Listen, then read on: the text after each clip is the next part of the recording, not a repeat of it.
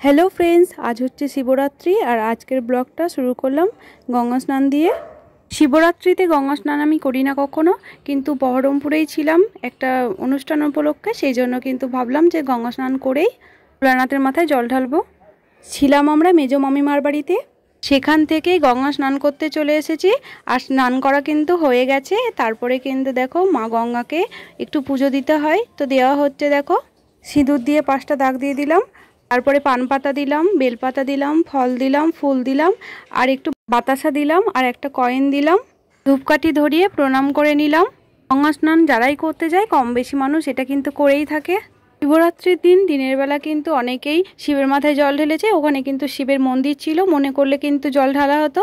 আমি যেহেতু উপোস করে থাকবো সেই জন্য কিন্তু একদমই সন্ধেবেলা পুজো হওয়ার পরে জলটা ঢেলেছিলাম। আর এই যে দেখো আমার বর গঙ্গা ঘাটে গিয়ে সাঁতার কাটছিল।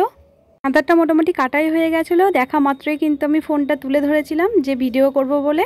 আর এইখানে গঙ্গার ঘাটের পাশেই কিন্তু ভোলানাথকে মাটি দিয়ে বানানো হয়েছে, সেটাকে পুজো করা হয়েছে। এটাও কিন্তু সঙ্গে সঙ্গে ওঠা মাত্র অনেকে জল ঢালছে। চারিপাশটা তোমাদের একটু ঘুরে দেখাচ্ছি। আমাদের 3 জনের কিন্তু গঙ্গা স্নান হয়ে গেছিলো। বড় মা, আমি আর আমার বর গেছিলো গঙ্গা স্নান করতে। আর এখানেও কিন্তু অনেক লোকই স্নান করছিল। বড় মা উপোস করেনি, সেই জন্য কিন্তু ওখানেই শিব মন্দিরে জল ঢেলে খেয়ে নিয়েছিল মুড়ি। এবার আমরা বাড়ি চলে এসেছি। আর বাড়ি চলে আসার আগে কিন্তু ফল আর ফুল কিনে নিয়ে এসেছিলাম। এদিকে আমিও কিনে নিয়ে এসেছি, আর এদিকে কিন্তু মেজো মামাও কিনে নিয়ে এসেছে। উপোস আমরা বাড়ি 3 জন মিলে করেছিলাম, সেই জন্য মাইমা আর মেজো মামার বড় বৌমাও কিন্তু উপোস করেছিল। সেই জন্য 3 জনের জন্যই ফল ফুল সবই নিয়ে এসেছিল। ভোলানাথের মাথায় জল ঢাললে তো তিল, জব, ঘি, মধু, সিদ্ধি, আতপ চাল এগুলোও কিন্তু নিয়ে আসা হয়েছিল সঙ্গে করে।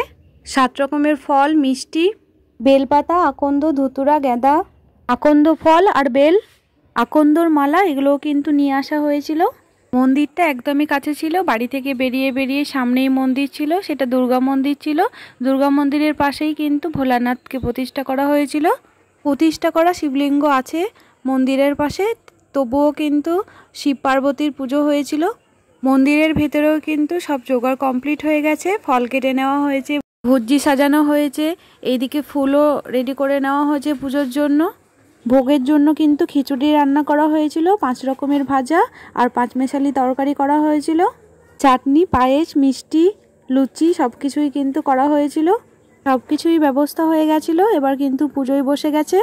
তুমি শিবলিঙ্গ পুজো হবে, তারপরে কিন্তু মূর্তি পুজো হবে। পুরোহিত মশাই পুজো করে নেওয়ার পরেই কিন্তু বাকিরা সবাই জল ঢালবে, তারপরে কিন্তু মূর্তি পুজো শুরু হবে।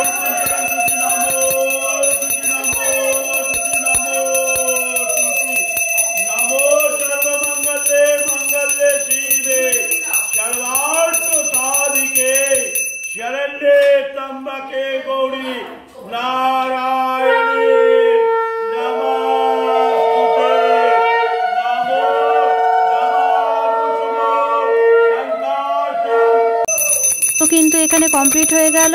পুরোহিত মশাই কিন্তু এবার শিবলিঙ্গে জল ঢেলে দিচ্ছে, তারপরে কিন্তু মূর্তি পুজো হবে এবং বাকিরা সবাই ঢেলে নেবে জল। আজকের এই ভিডিও তোমাদের যদি ভালো লেগে থাকে তাহলে অবশ্যই লাইক করে দেবে।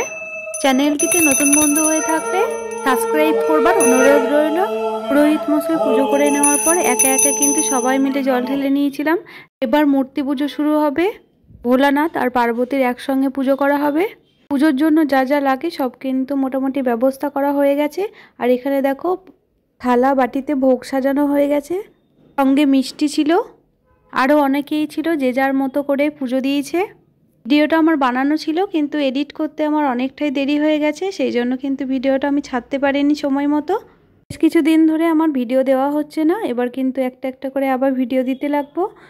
তোমরা যারা ভিডিও দেখো তারা কিন্তু অবশ্যই ভিডিওটি দেখে নেবে।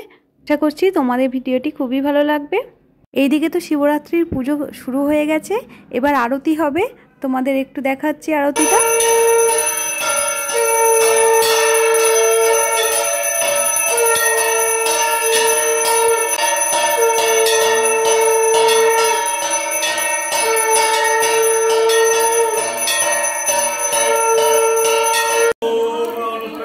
আরতি হয়ে গেছে, এবার কিন্তু মূর্তি পুজো হয়েছে, সেই জন্য কিন্তু যজ্ঞ হচ্ছে।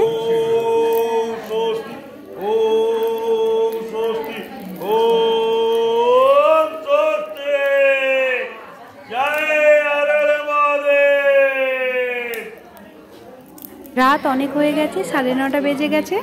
পুজো কিন্তু কমপ্লিট হয়ে গেছে, বাড়ি চলে এসেছিলাম। আর বাড়ি আসার পরে প্রসাদ খেয়েছিলাম।